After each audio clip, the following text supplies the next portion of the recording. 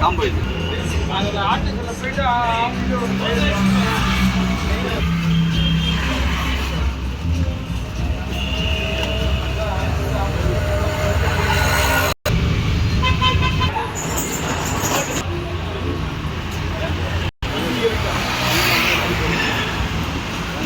அது மட்டும்தான் பண்ணல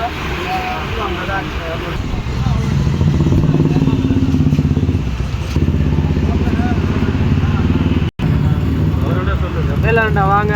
டாப் நல்லா அடிக்கிறாரு, பக்காவாக இருக்குது, வண்டி செம்மையாக இருக்குது பார்க்குறதுக்கு. அப்படி ரேட்டை மட்டும் பார்க்காதீங்க, பக்காவாக இருக்குது. போதுமா?